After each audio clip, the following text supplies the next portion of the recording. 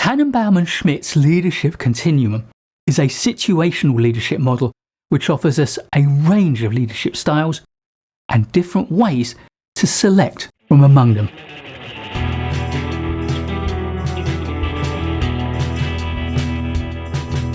As far back as the 1930s, Kurt Lewin, along with others, examined the effectiveness of a range of different leadership styles. Autocratic: I'll tell you what to do. Democratic: I'll work with you. Laissez-faire: I'll leave it to you. For managers in the workplace, you have a number of concerns to think about when deciding what is an appropriate leadership style. You should be asking questions like, how do I get the best results from my team? I want them to work together to harness everybody's abilities. How do I get the best results from each individual? No two people are the same, so how do I please all of my people all of the time? How much should I delegate? Which decisions should I make myself? And which should my team make? How do I keep my people motivated? I want a happy and enthusiastic workforce. So what's the best way to treat them? How should I adapt to the culture of my organisation and of my team? The prevailing culture will influence people's expectations of leadership. How much should I use the power that I have? Some people like to be told what to do. And anyway, I'm in charge. I carry the can. In their 1958 Harvard Business Review article, How to Choose a Leadership Pattern, Robert Tannenbaum and Warren H. Schmidt set out a range of leadership behaviours. They revised and updated the article, and Harvard Business Review published it again in 1973, and I'll put a link in the description. Tannenbaum and Schmidt set out a continuum of 7 distinct leadership styles and behaviours. These vary the degree of control by their leader of the team. They range from a boss-centred or autocratic style to a worker-centred or democratic leadership style. We might compare this to a continuum from Douglas McGregor's Theory X style of motivation to his Theory Y style.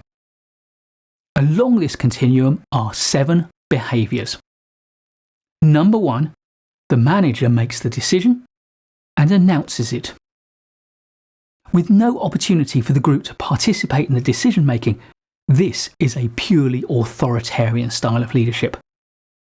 There is no consideration of other points of view, so this style is perhaps most appropriate in a crisis. The manager will give clear instructions and set definitive expectations. The team has no part to play in deciding what it's going to do. Number 2, the manager sells their decision. Here too, the manager also takes on the role of decision maker.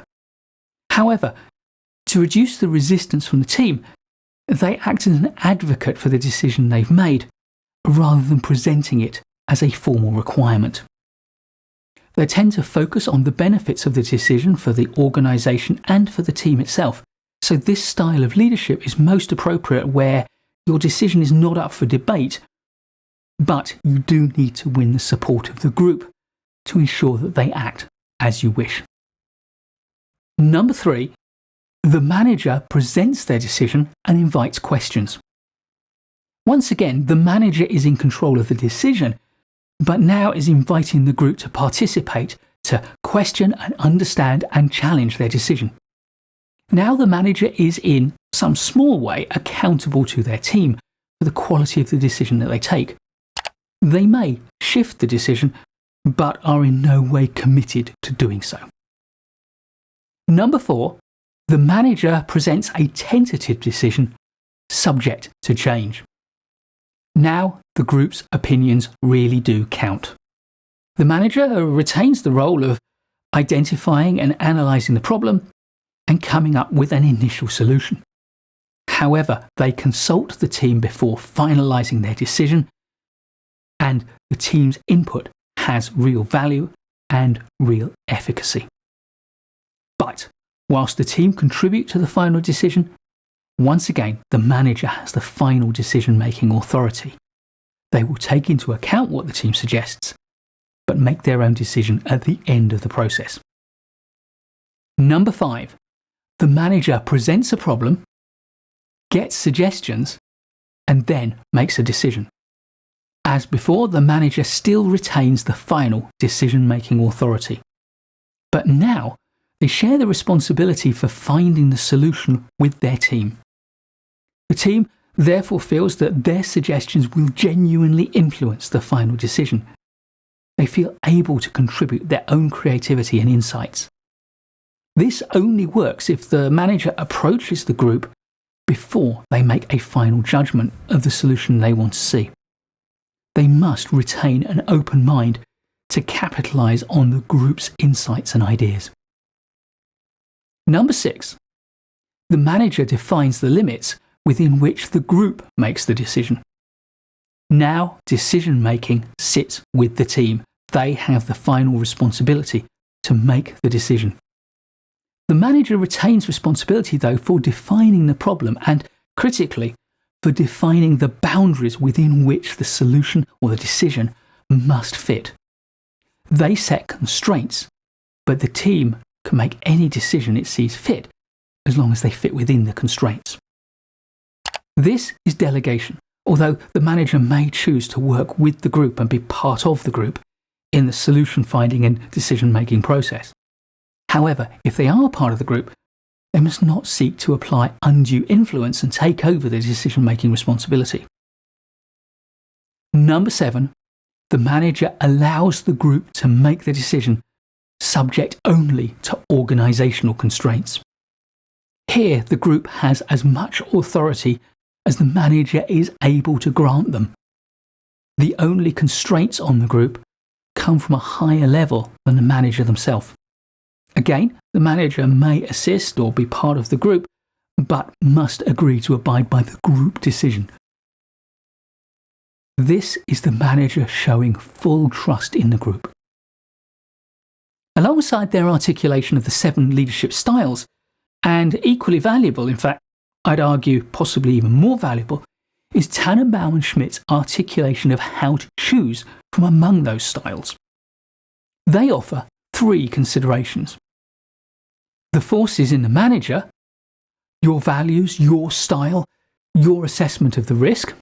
The forces in the team members, your assessment of their readiness and enthusiasm to take on the responsibility. And the forces in the situation, the group's effectiveness, time pressure, and organisational culture. The most successful leaders are highly aware of these forces in each situation and how they affect the leadership style that they choose. They can both select a leadership style appropriately and implement it effectively. Let's look at these 3 sets of forces one at a time. Forces in the manager. Tannenbaum Schmidt identified 4 principal forces in the manager which will influence their choice of leadership style or leadership behaviour. The first is values, your attitude to management and the degree to which you expect or want people to be involved and participate in decision making and selection of choices. Second is inclinations. Your own personal style will influence your choice of leadership behaviours. You may be naturally inclined to be either authoritative or collaborative, or somewhere in the middle. Third is confidence. How much trust do you have in the people that are working for you? And indeed, how much confidence do you have in yourself and your ability to supervise at different levels? And fourth is security. In an uncertain situation, control gives us a sense of security. So, how much control do you need to feel comfortable with the level of uncertainty? Making decisions yourself creates certainty, but it also introduces risks of its own. Forces in the team members. Tannenbaum Schmidt suggested there are a range of conditions which will dictate your attitude to the team members and their ability to take decisions.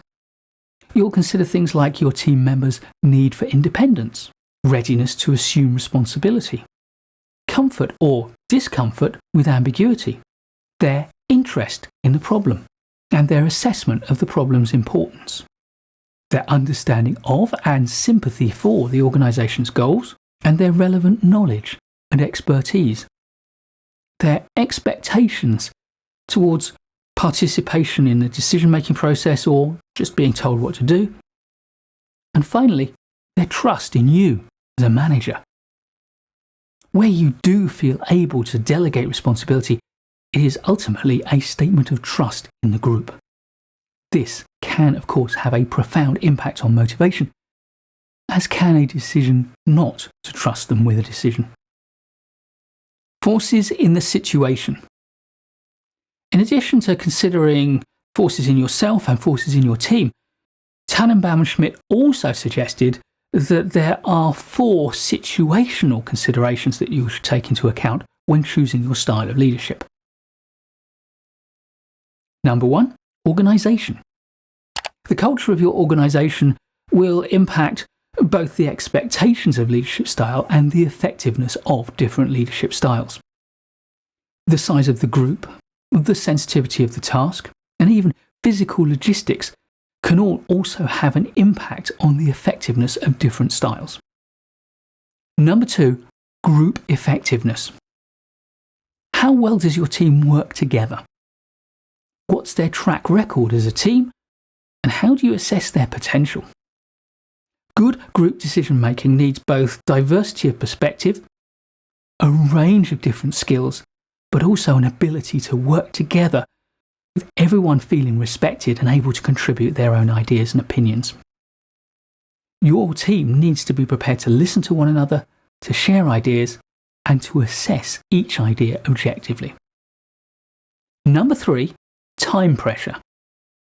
Group decision-making takes time, whereas a simple decision from a leader can be much quicker. Under pressure, rapid authoritarian decision-making can be appropriate, but sometimes it is worth investing the time, even if it takes longer to reach the answer. Number 4, the problem itself.